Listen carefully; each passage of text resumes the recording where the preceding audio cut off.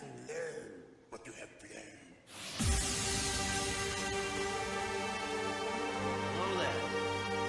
Come here, my little friend. Don't be afraid. Away with your weapon. I mean you no harm. Kill him. Kill him now. Do it. You failed me. I am a Jedi, like my father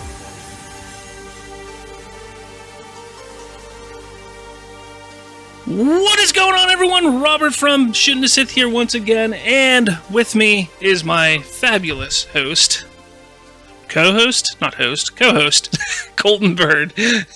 Howdy. So, on this pretty awesome and amazing podcast today, we sat down and spoke with Outer Rim Praxeum Lightsaber School from West Virginia. Colton, can you give us and the listeners a little bit on who they are? Well, they're, like you said, a lightsaber school from Fairmont, West Virginia, which is kind of close to Morgantown, but not really. But they cosplay, but they kind of like teach people the ways of the Force and like lightsaber dueling and kind of martial arts and stuff. It's crazy how they kind of are Jedi, but not really Jedi or Sith / Sith. Yeah, they can't exactly tap into the Force either, but it's all right. They're really cool. We spoke with Tesh and Jeff from Outer Rim Praxeum. They were really, really awesome. Great to talk to. I hope I get them on the show again at some point. One thing I do want to point out is I want to apologize. For some reason, in the beginning of the interview, the audio wasn't being captured. So it's kind of going to just jump into Tesh. Tesh is talking about her love for Star Wars and how she got into the fandom. And then I do ask Jeff to reiterate because for some reason it cut off his entire bit when he was talking about how he got into Star Wars. But with that said, I hope you enjoy. Just sit back, listen, and we'll get back to you after the interview.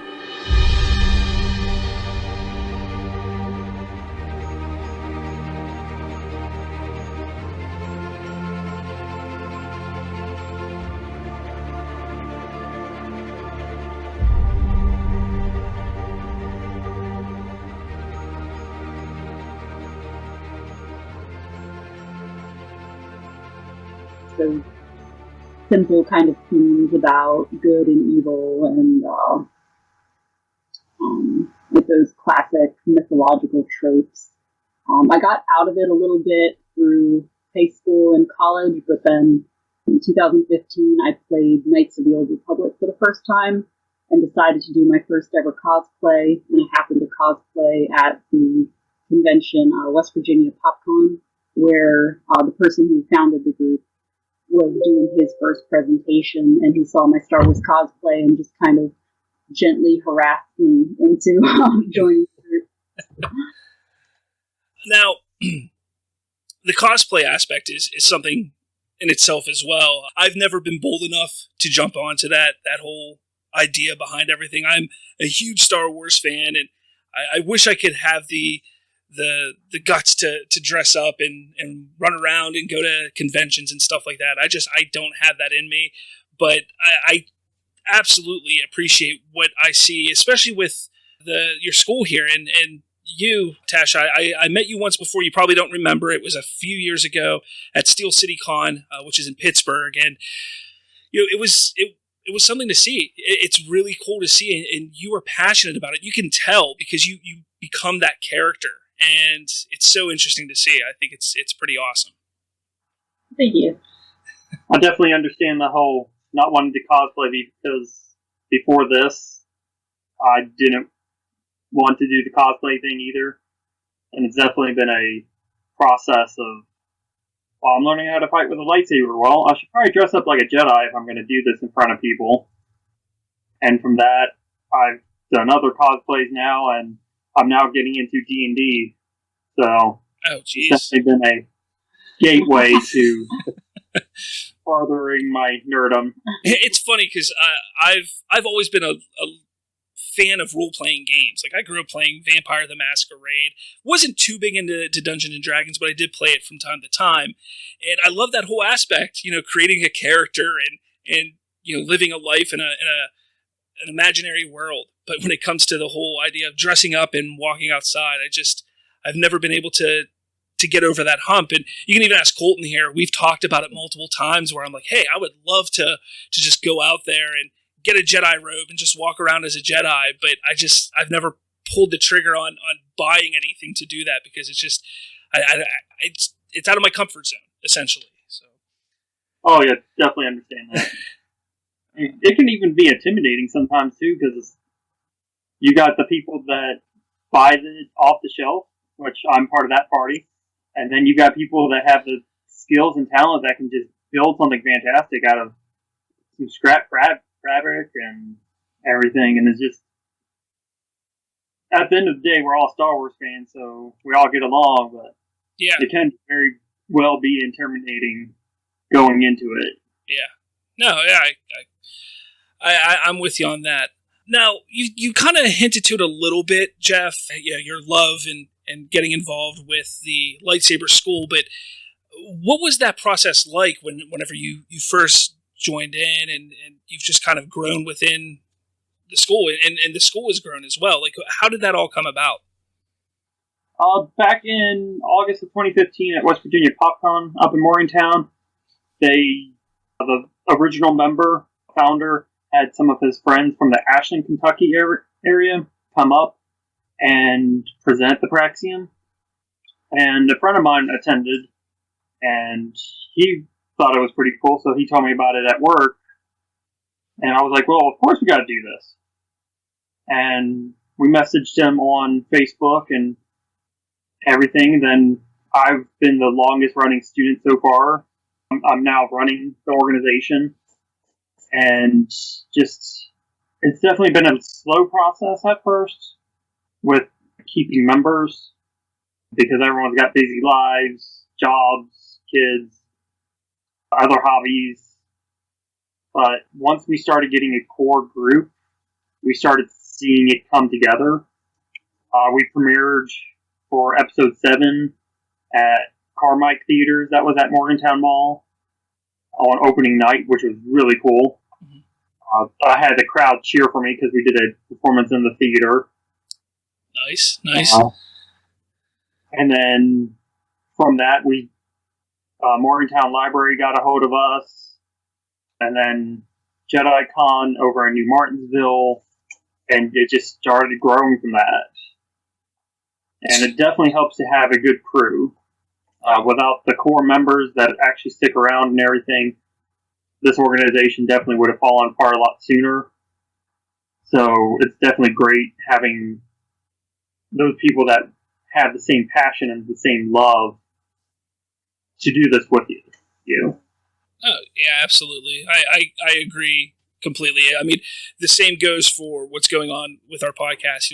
Having the group of people to help push and motivate and move forward, that's important. And it's great that you found those people for helping and not just helping, but just enjoying what you guys are doing and pushing forward. So how long has this been going on? What year around about did this all start, or when did you get into it at least? Started, I would say officially, publicly, at the end of August. And then 2015. Okay.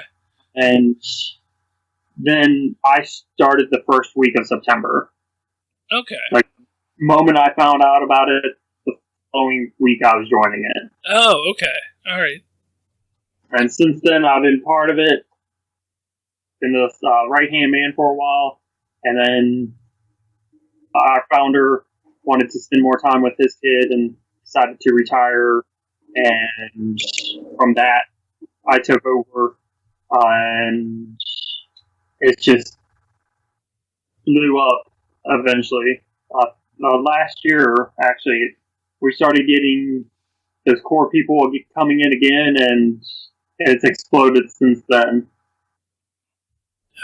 That's amazing. I want to get a chance to go down there. I'm not too far from where you guys are at. I'm right outside Uniontown in Pennsylvania, Okay. so I'm not that far from you. I just haven't got a chance. I mean, with family and life and work and everything else, it's so hard to find time to get out and do too much. But that kind of brings me to my next question, though. Like, what kind of events do you hold yourselves at the school? I mean, I do want to get more into what you guys do there, but from an aspect of fans and people that just want to check you guys out, what do you guys do in that regard? For the general public, we just come to do practices. Sometimes we'll do what's called a blade match, where it's going to be a duel between two of our students to show off their skills. And we do have a scoring criteria to see who actually wins based on like how many strikes you get, dialogue you throw in. Okay. You do need to be kind of entertaining as well. And kind of the goal with those is we kind of draw inspiration from WWE. So we want to have over the top characters that the audience can connect to, and we want to have different type of matches because even though we are competitive, we try to have that performance element. So we might have one match where it's how many strikes can you get in 2 minutes, and we have another one where you can keep the crowd entertained, and we have another one where it's just first person to 3 strikes. Try to have that variety. So even though we are still a fairly small group, we have about 15 regular members, we still have a lot of versatility in the duels that we can put together. Cool. Jeff, I do want to say something here, and I apologize. My recorder kind of cut off your answer in the beginning of the podcast on how your love of Star Wars all came about. So if you wouldn't mind just getting into that again real quick, and then we'll jump back into the school. I apologize. For some reason, it just kind of cut off like that. I don't know why. Understandable. My love for Star Wars started when I was a kid, back in the 90s, and I watched episode 4 because of my uncle, and he got me to watch episode 5 and 6, and of course I loved watching it on VHS, and who didn't love seeing a good old lightsaber and beating each other, your brothers and sisters, with a stick, pretending it's a lightsaber. And I remember getting my first Lego set. That was the Obi-Wan and Luke land speeder from episode 4. And just kind of stuck with it. Kept playing the games and collecting the Legos throughout the years. And my friends knew I had a love for Star Wars. I loved Darth Maul in episode 1, 2, and 3. I loved the clones. And then a coworker told me about a lightsaber school that started up in Fairmont, West Virginia, and well, the rest is history. I'm part of the Praxeum. So, the Outer Rim Praxeum, it's a lightsaber school. How does it start? Like, how does one get into that school? Like, what do you do to join, essentially?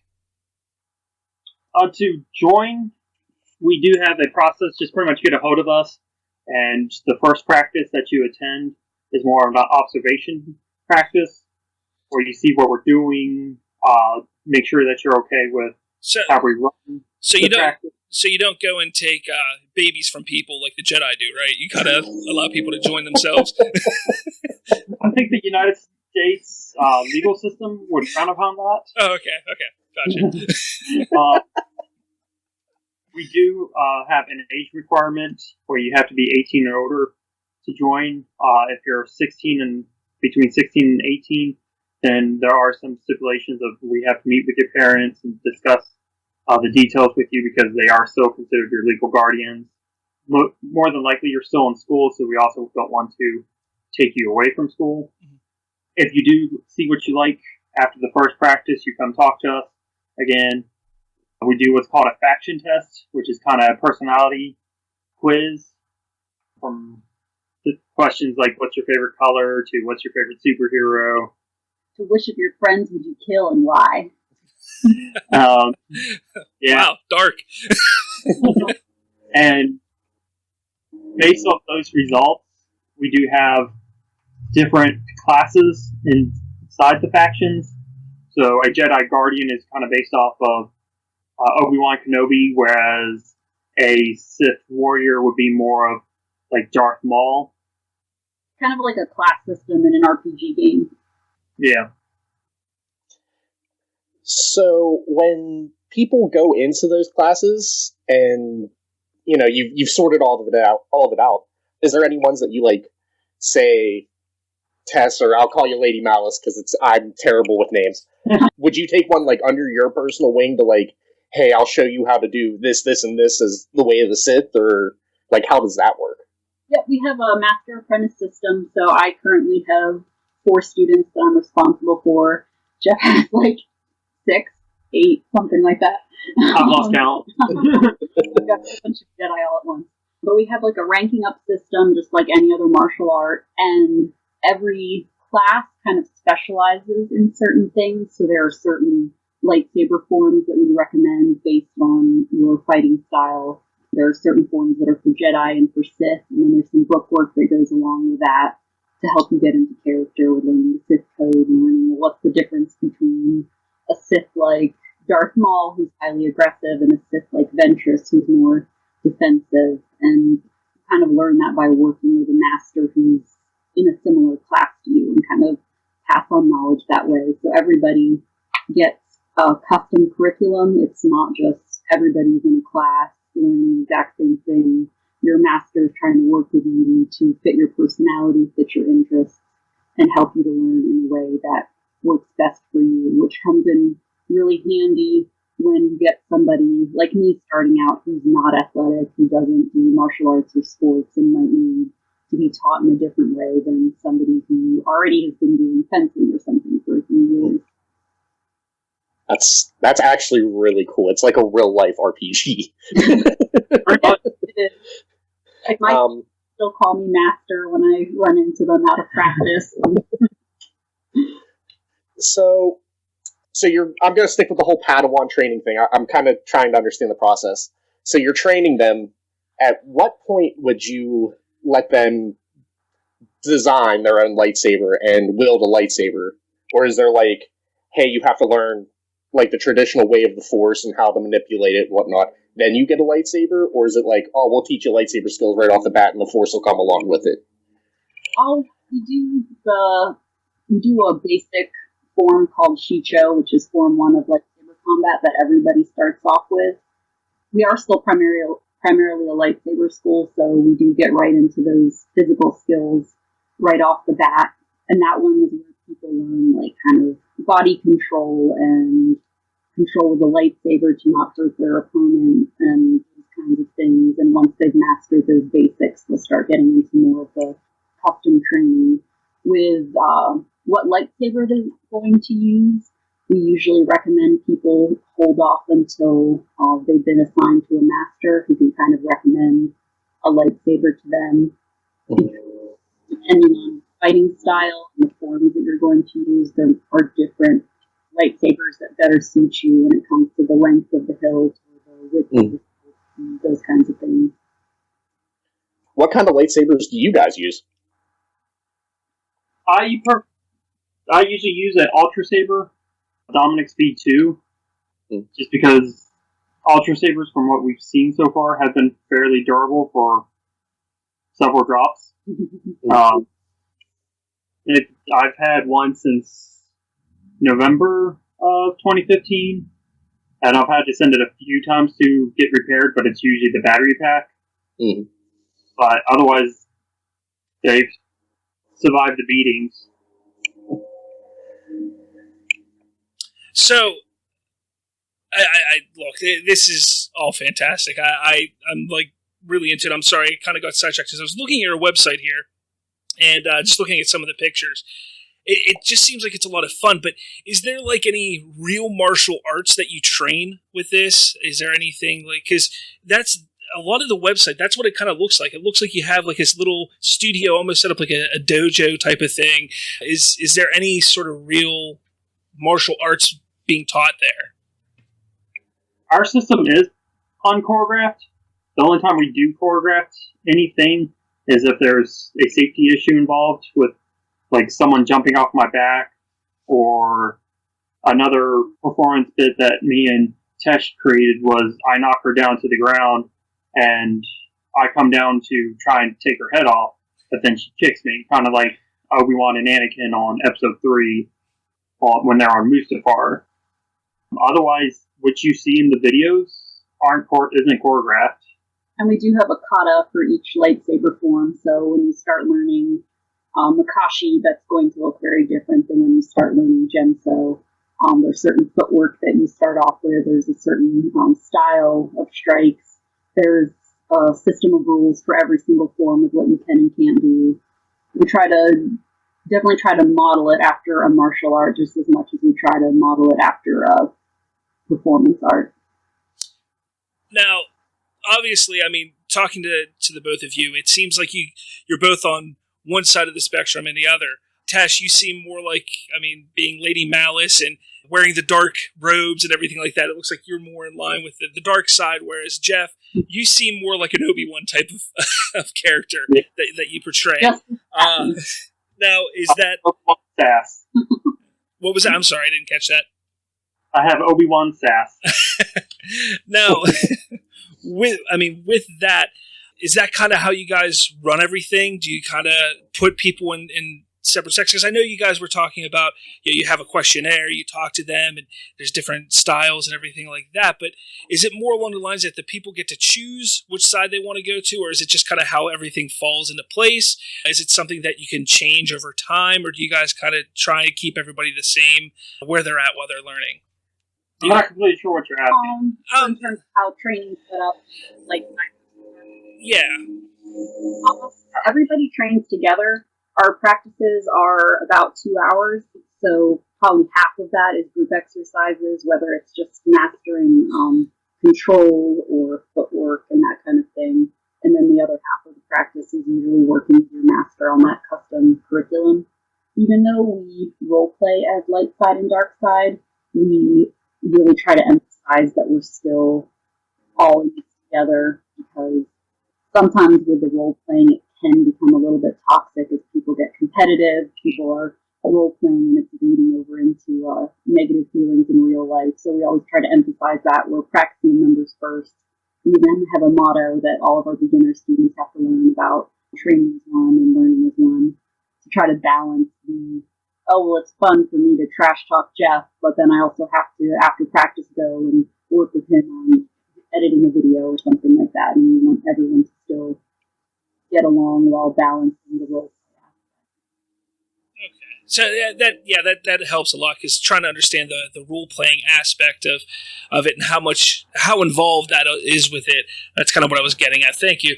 Now I kind of want to jump away from this a little bit, because I want to get your guys' thoughts on what's been going on within the Star Wars fandom right now, and I think it does affect even you guys in your school a bit, because there is a lot of toxic stigma. There's a toxic stigma around Star Wars. Has that affected you guys in your school, and how do you feel about that toxicity right now, because of there's so much negativity surrounding what Disney has done so far since they've purchased Lucasfilm and Star Wars. So what are your thoughts on the toxicity, and has it affected the school at all lately, or at all ever? So we actually have addressed this. Tesh has actually created a panel for Comic-Cons and has presented a panel called Toxic Fandom with a focus on the Star Wars universe. So I'm going to let her talk about that. It's definitely something that I wouldn't say it's negatively affected us, but we definitely see it. When we're at a Comic-Con, somebody will come up and be like, hey, didn't you hate that last movie? Or wasn't this movie better than that movie? And we've all tried to develop that positive attitude about, even if it's something we don't personally like, about being respectful in our discussions. I would say overall, in our interactions with Star Wars fans, it is largely positive. It's people who are excited about The Mandalorian or the new movies or Clone Wars or a new video game, but there's definitely sometimes awkward conversations with a fan who just wants to bash something. I've actually gotten some some trolling and online because I use a reverse grip when I fight, and there's some people who think that that's just terrible and not practical, and they'll just post negative comments on videos of me. So we tried to tackle that a little bit by, like Jeff was saying, acting about toxicity when we're doing a con, both with our experiences and with those examples of, like, on the best almost being driven to suicide because of fan backlash, or people fat shaming Ray Park because he aged in Solo, and that kind of thing. And we especially try to be careful about it in our own group because, believe it or not, there's a huge lightsaber community with all kinds of different views about how people should do combat, and a lot of them do like to bash each other and, oh, well, I think choreograph's better, you guys are unchoreographed, so that's fake, or you guys are just goofing off with your choreographed. Real lightsaber duelists do it like this, and trying to make sure that we don't have those same toxic attitudes about any other Star Wars group, making sure that we're respectful towards 501st Legion and the Rebel Legion and other lightsaber groups who are in our area and that kind of thing. So, when it comes to the fandom, what's been your most we could go two ways, one of two ways. What's been either your most rewarding part of being part of the fandom, or what's been your most memorable moment in being part of the fandom? Being able to premiere for episodes 7 and Rogue One. Being able to just kind of be doing our duels inside of the lobby of Carmike Theaters and then doing a duel inside the theater itself was truly an experience that I'm hoping that we could redo again, but with movie theaters and their weapons ban, it's been a struggle trying to get back into the movie theater. And how about you, Tesh? Like, what's been your most memorable, or, Oh, that's so hard. I'd probably say interacting with kids. We try to do a lot of public library events, or we'll do like some activities that are oriented toward kids when we're doing a con. And you'll get those kids who are just super passionate about Star Wars, and they're super excited to learn how to fight with a lightsaber. There's a little kid who I met at Marshall University does HerdCon, and he and his dad stopped by to watch one of our fights. He's probably, like 5 or 6 years old. And he was just completely obsessed with watching the dueling, to the point that he went home and he convinced his dad to help him come up with a Star Wars cosplay, and he now calls himself Darth Hayden. His family has traveled to visit us at cons, like hours away from where they live, just to come and see us. So interactions like that, I'd say, are my favorite, because it's not just that we're doing something that we enjoy, we're actually making a difference in other people and making their lives better in some small way. That reminds me of a time, I forget what Still City Con this was. I think it was 2015. I don't know, it was around the time Star Wars Episode 7 came out, and there was these 2 little kids that were walking around. Their parents put so much time into these outfits. The little girl looked identical to Daisy Ridley as Rey, and the other one looked identical as Adam Driver as Kylo Ren. And I couldn't help, I had to take a picture with them because they just looked so adorable. But so, with all of the fandom as it is, I'm a Star Wars fan. I will preach to like it. You're still getting it. You should like it. Which saga out of the prequel, sequel, and the original trilogies did you like the most? I would have to go with the prequels. They had Darth Maul. Same answer for me. If you look at my profile on our website or watch a lot of our videos, I'm usually fighting with a staff because of Darth Maul. Yeah, I remember. I'll age myself here. I'm probably the youngest person here. I was 3 when Episode 1 came out, so Darth Maul was hugely a reason why I got into Star Wars. Just the dramatic entrance with the staff, where it's like, okay, everyone's got 1 blade. Oh, he's got 2. Wait, what? And then everybody just da da in the background. You can't beat it. Yeah, I do the horns with my cosplay too with Darth Maul. I was going to ask you why you decided to pick yourself as a Dathomirian, or as someone from Dathomir. Yeah. I can't pronounce words. I'm sorry. It's funny, that's actually a character that I created in 4th grade in 1999 after seeing episode 1 for the first time. And I started working on that character, and it's obviously changed a lot over time, but that, like, dark side Star Wars character that is based on Darth Maul has been with me for, over 20 years now? So, with you being inspired by Darth Maul and Jeff being inspired by Obi-Wan, is there any point in time where you two kind of were going after each other like the two characters do throughout the prequel trilogy? We actually did a whole story arc with our blade matches called Praxeum Civil War. When we do the blade matches, we'll try to have kind of a loose storyline because people can do little promo videos and kind of trash talk each other and that kind of thing. And we've done an arc where our leader had gone away on a trip and Jeff's character was in charge and I didn't like it, and we actually would write basically fan fiction about ourselves, about what was going on behind the scenes leading up to this fight. And it ended with General Latin Cal cutting off one of my horns, so I modified my cosplay to include one horn that's partially cut off. Yeah, our characters have a hate-hate relationship. We definitely go at it. We were doing a tournament at Kazakhstan in 2019, and Lady Malice and General Rat and Cow were the last two people in the finals, and people were actually booing me. You were being so mean to me and trash talking me. There was a lot of trash talking, and people just booed me. It's funny because I started saying that I make the perfect villain, since Lady Malice is the fan favorite. I was going to say, Obi-Wan's not much of a villain in the movies, and it's kind of weird. But speaking of the films, I'm taking a look, and you guys have different styles, when it comes to the lightsaber skills and everything like that. How much of that did you pull from the films and from the Star Wars lore? Are there things in there that you went and, they have those books, the Jedi Path and the Sith texts and stuff like that you can go and buy online or at any bookstore. Like, did you guys dive into those and pull things from them, or is a lot of it just made up that sounds Star Wars but fits what you guys are doing?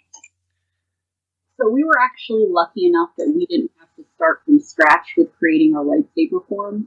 The person who taught us came from another lightsaber group in Ashland called the Imperial Legion. They came from another group called the Academy from the same area. And although there's no way to necessarily prove it, the kind of lore of our group is that the person who originally created our forms as we practiced them was one of the stunt coordinators on the prequel film set.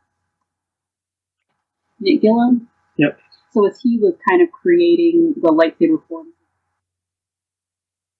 in the scenes, the story is he was also practicing those forms and turning it into more of a martial art. And he was doing that with somebody who role-played under the name of Darth Wrath. And that person then founded a really early lightsaber group in the 90s in Florida. And that knowledge has kind of passed on from master to apprentice in the same system that we use.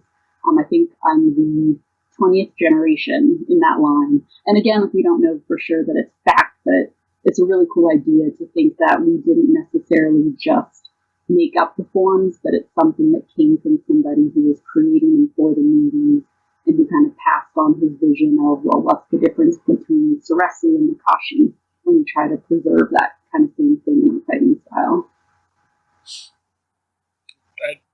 Excellent. That's actually really interesting that there's that much depth behind it. I'm not going to lie, I was kind of half expecting you guys to say, some of it we make up, some of it we got out of the text. Not going to lie. But it's completely fine, and there are lightsaber groups who do that and kind of reinvent it themselves, and that's perfectly fine if you don't have the monopoly on what Gemso is or what Makashi is or anything like that. Everybody has their own interpretations, and it is all like ultimately made up. But it's kind of cool to think that there is some sort of a martial arts tradition to what we're doing. Yeah. You guys, I tell you what, I love what I've heard. To me, like I once all this stuff is over with COVID-19 and everything, I have to make a trip down there to see you guys. Because it sounds so interesting. It sounds so cool, and it's different because so many people have heard of the 501st. I mean, the 501st is involved with everything. They are so large in the country. But when it comes to these little lightsaber schools, I thought you guys were the only one. You kind of just schooled me a little bit ago, saying, "Hey, there's other ones out there," and it's just fascinating to me because I would have loved to have done that as a kid. When I was a kid, when I was 13, 14 years old, I would have loved to have just been like, you know what, I want to go learn how to swing a stick around, essentially, is what it is. But, in my mind, as a kid, I'm becoming a Jedi. Like, this is amazing, So it's, one, I have to say, it's inspiring. As Tesh was saying, she loves working with the kids and seeing their, how they react and love what they see. That's inspiring. I mean, you're showing kids to be themselves, to love what they love, to enjoy life, and to do the things that they want to do. That's amazing, because there was a time when Star Wars was the nerdy thing to like. Like, you would be made fun of if you liked it. Today, it's a little bit different. Anybody can like Star Wars. So, I give you guys a lot of credit for pushing forward and keeping this going. I mean, you're on nearly 5 years here that the school has been running, and I hope that there's many more years to come with it. Absolutely, because I think it's a great thing. It's a nice little outlet, that's in the fandom. It sounds like you guys are passionate. It sounds like you guys know what you're talking about. I mean, you definitely do, and that's what the fandom needs. That's what Star Wars needs. It needs people who are going to be passionate, who are going to have fun with what Star Wars is. That's what it's all about. Yeah, we actually do a panel called The History of Lightsaber Combat that dives into how it started with Episode 4 and then how it evolved with Episode 1, 2, and 3. ESPN and had Mark Hamill host the evolution of lightsaber, and I highly recommend it. It's a fantastic 45-minute video, and just seeing like the evolution from Obi-Wan versus Darth Vader, where it all began, to seeing Darth Maul taking on 2 Jedis, to Kylo Ren using the Tri-Saber, and it's just so beautiful and everything. And then as you dive more into it, you see that there's a lot more people there with you, because there's a lightsaber competition. They rebranded themselves last year called Saber Comp. Previous years, they called themselves the Lightsaber Choreograph Competition. And you see fans from around the world doing lightsaber combats and filming themselves, from the Philippines to Russia to Europe to Indonesia to America. And it's like, hey, we're not the only ones out here beating each other with a stick. And then it even goes into, there's the groups that are choreographed, to groups that are purely competitive, to the people like us that have a mix of some choreographed, some story, some unchoreographed. And it's just absolutely beautiful when Star Wars fans are what's keeping Star Wars alive. Yes. I agree completely, and that's been my worry with what's been going on lately with Star Wars. And you take a look at The Last Jedi and how the negativity around that caused Solo to not do so well in the box office, thus potentially stopping a trilogy that could have been really interesting, bringing Darth Maul back and showing us so much lore, because there was so much toxic and negative thoughts around a movie prior to that. It's disappointing. So when you see fans who are passionate and excited about Star Wars, that's what gets me going. That's what gets me wanting to podcast, wanting to talk about Star Wars all the time. And that's what we need. We need more of that and less of the toxic issues going on. Yeah. Now, I'm sure you guys would have mentioned this if it was the case, but have you guys been reached out by Lucasfilm? Like, have they reached out to you at all, or anybody, or Disney, anything like that, to say, hey, we like what you're doing, or anything like that? We were actually considering approaching Lucasfilm to see if we can get recognized, because we wouldn't want to be recognized by Lucasfilm. Yeah. We talked with another lightsaber school that was based out of California, and we discovered that Lucasfilm tends to want more choreographed organizations because of safety and the lawsuits, the liability, and it just didn't quite match with what we wanted to do.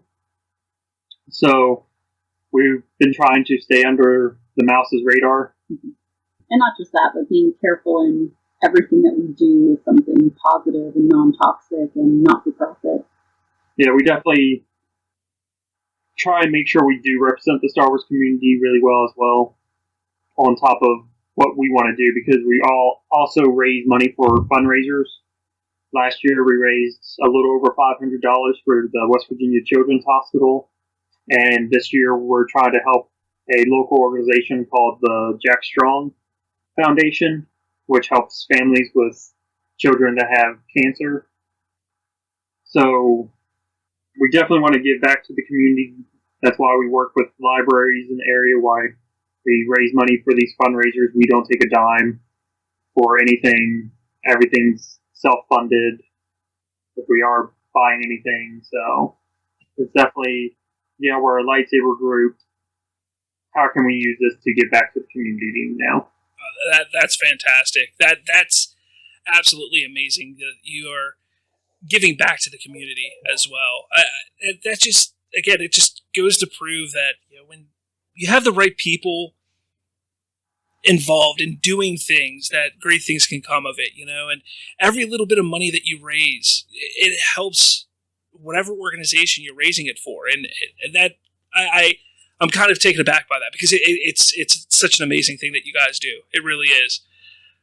Now, I'm going to start, wrapping this up a little bit here, but I do want to get your thoughts on a few things when it comes to Star Wars. And I know that we talked about your love for Star Wars, how it all began. It seems like your favorite characters are Darth Maul, but, getting really into the things, I mean, you guys love the prequel trilogy, but what are your thoughts on the sequel trilogy and what has transpired since Disney has taken over Lucasfilm? Like, what are your, just, what do you think of everything? I mean, we've had The Mandalorian, we've had 3 saga films, the Skywalker saga is supposedly over with now, and then 2, kind of offshoot films with Solo and Rogue One. Like, what are your thoughts on everything that we've gotten? I really love the sequel trilogy for a lot of different reasons. I've loved the greater diversity in characters. I've really enjoyed the new things that they've introduced about the Force, with the Force dyad and some new powers that we haven't seen before in the movies. I've loved the vast majority of the characters. Obviously, The Mandalorian was fantastic. And I think from a lightsaber combat perspective, the movies definitely added a lot to that. I'd say watching the movie fights, we see a lot of moves that are really similar to things that we do, which is really exciting. And we can kind of watch and be like, oh, she's doing Makashi 3, and then she's going into Shien, and then she's doing Seresu in a way that you didn't necessarily see in the prequel movies, where there was a lot of things that were more flashy. The sequel movies seemed to go kind of more to like the martial arts and swordsmanship styles. That was really exciting to see in the sequels. For me, joining the lightsaber school probably ruined the Star Wars movies for me, because now I can see the moves and everything, so I know what they're doing now. And instead of that kid in front just Googling over lightsaber fighting, I'm breaking it down. And then I remember, oh, hey, there's a lightsaber fight. Let's go over this. Let's enjoy the fight. Break it down later. Episode 7 was definitely, I would say Episode 7 was a good way of bringing it back. JJ was definitely playing it safe because I would not want that kind of pressure of having Disney go, you're starting a whole new trilogy, don't mess up. But I think he did a fine job. I enjoyed Episode 7. Episode 8 wasn't as much as action as I wanted. There was definitely some really good parts, some bad parts like any other movie. And then Episode 9 I thought was just a beautiful way to end the saga. There was lots of lightsaber fighting. There was the action. They showed the redemption that they have in the movies. And I think they touched on everything you really see in Episodes 1, 2, through 5, 6. And just, I thought it was absolutely beautiful just tying the end to it all. And Mandalorian, I love Mandalorians. So I'm definitely enjoying the lore of it. I feel like if they just focused on lightsaber fighting, while that would be cool, people would become desensitized to it. So it's nice to see what else is happening in the universe, since it is so vast. Yeah, I'm with you both on that. I've really enjoyed what Lucasfilm under Disney has been able to bring to us with Star Wars.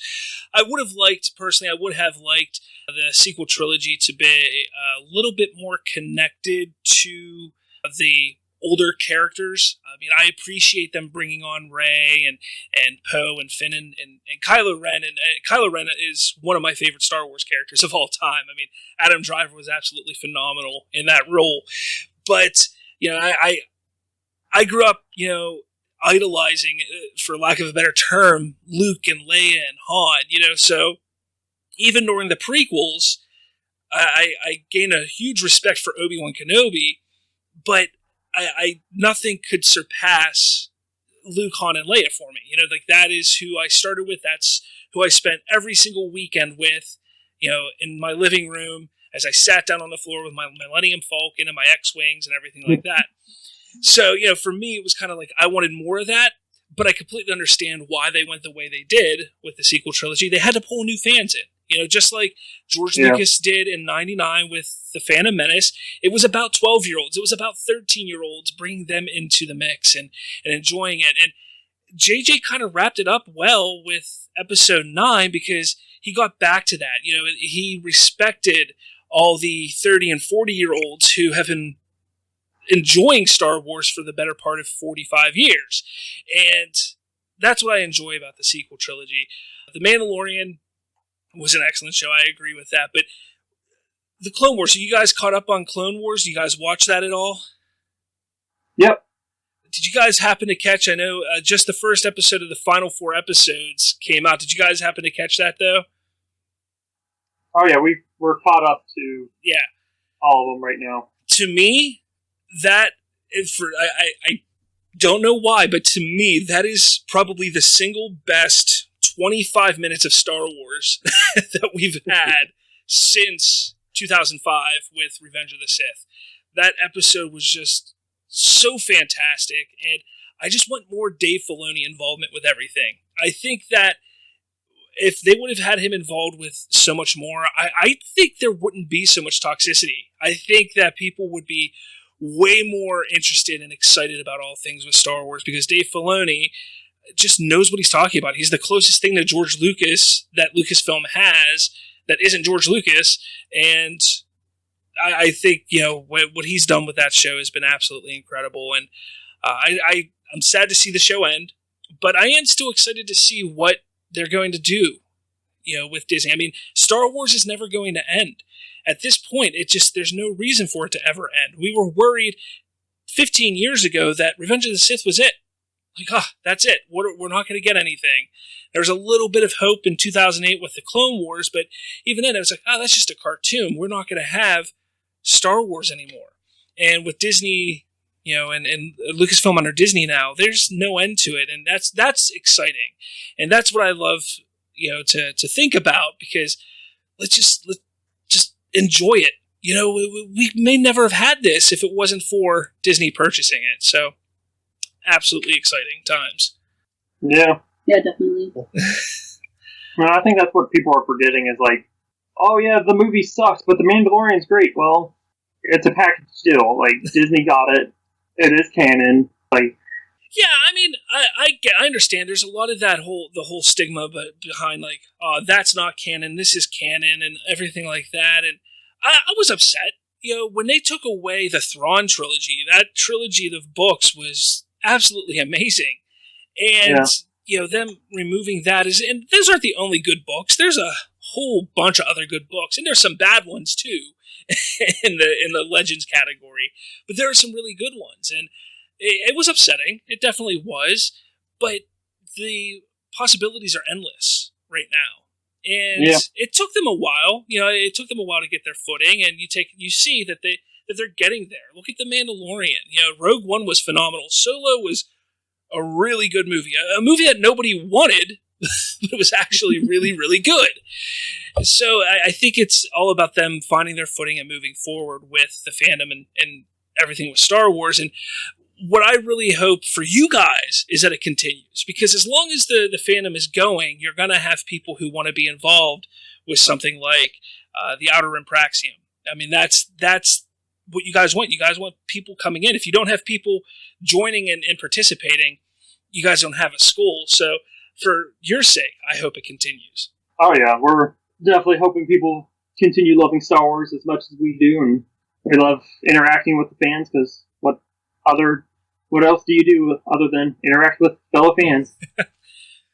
So do you guys have, like, what's the best way to look into everything that you offer? I know you guys have a website, you guys have social media. Like, what's the way that you want people to reach out and find you guys?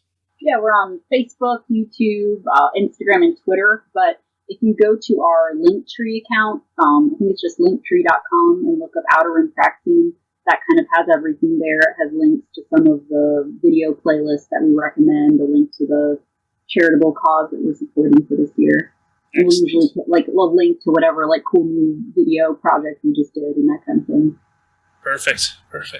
Excellent. Thank you for coming on. I definitely would love to have you guys on again.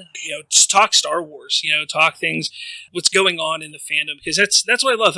My show, I want it to be a show about the fans, with the fans, for the fans, everything like that. Because that's, like I said, that's what keeps Star Wars moving. That's what keeps the franchise moving, is the fans. And you said it yourself. So thank you very much for joining us. I hope that I get a chance in the very near future to get down there. Hopefully this pandemic ends soon and we get back to a normal life so we can get down there and check you out. So thank you for being on here. Thank you for having us, and definitely look forward to you coming down and visiting. Oh, definitely. Thanks.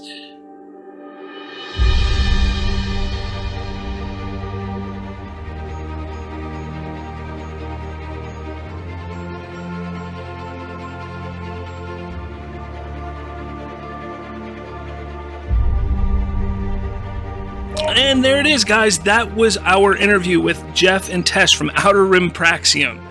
I enjoyed it. How much did you enjoy it, Colton? Oh, it was fun. Really interesting. Yeah.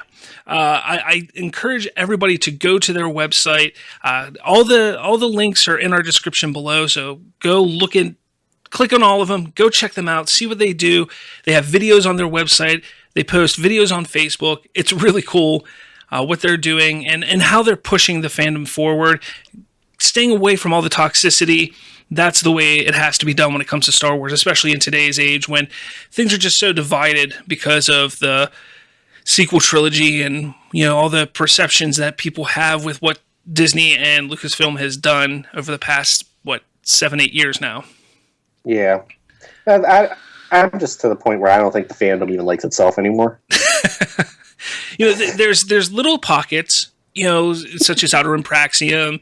You have the 501st, the Rebel Legion, all that kind of stuff. They all are, they all like each other. They like what they're doing. And again, just like they were talking about, you have your opinions on what's come out, but just because, or say you don't like something, that doesn't mean you have to bash everything. Just because you don't like it doesn't mean somebody else has to not like it. And yeah, it's crazy how it is nowadays. Yeah, we talk about it all the time. This podcast here, for the fans, by the fans, by the fans, for the fans, however you want to say it, this is all about just, celebrating Star Wars. This isn't about sitting back and, just criticizing it constantly. I mean, if we were going to do that, then I don't think anybody would listen. Although, if you look on Twitter, there's a lot of people on Twitter who criticize Star Wars, and they have a crap ton of followers, but that's besides the point. That's called selling out. Yeah.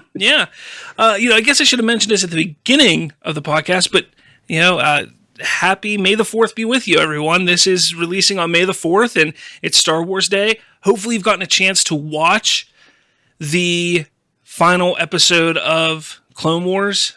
Obviously, we're recording before then, so we haven't watched it yet, but the episodes leading up to it. Yeah. So, everybody enjoy your Star Wars Day. Watch the final episode of Clone Wars, and hey, now you can binge and watch all the Skywalker saga on Disney Plus if you have that. So make sure you do that. Also, the new documentary for The Mandalorian is out as well. So watch that as well. Also, don't forget to buy your new Baby Yoda Funko Pops.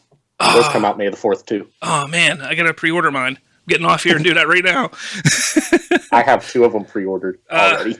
I need one for here and one for my office at work once we get back to work. So I gotta get 2 of them also. Yeah. Yeah. They have one with Mando and Baby Yoda in that floating cradle thing. Mm-hmm.